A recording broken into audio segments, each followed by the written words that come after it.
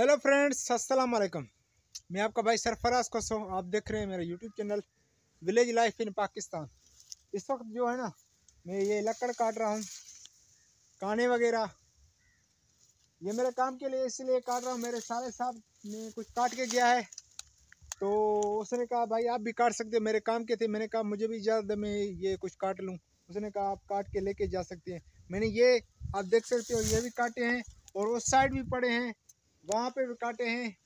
अभी ये बहुत यहाँ पर मौजूद हैं। मैं आस्ते आस्ते इसको काटता जा रहा हूँ, इंशाल्लाह इसको कंप्लीट कर, क्योंकि आज हाथों में दस्ताने नहीं है, इसलिए ये है ना नुकसानकार है। और हाथ भी काटे हैं, ये देखो। तो अगली बार कल इंशाल्लाह दस्ताने पहन के आऊँगा, तो इसको अच्छी तरीके से कटाई करेंगे। बराए मेहरबानी, वीडियो अच्छा लगे तो लाइक करना और चैनल को सब्सक्राइब करना। आज की वीडियो तो नेक्स्ट वीडियो मुलाकात है, तब तक के लिए अल्लाह हाफिज़। ये आप देख सकते हैं, अभी ये मैं लकड़ काटता जा रहा हूँ। ये काने वगैरह बहुत लंबे हैं, इसलिए वो आज़ाद नहीं हो रहे हैं।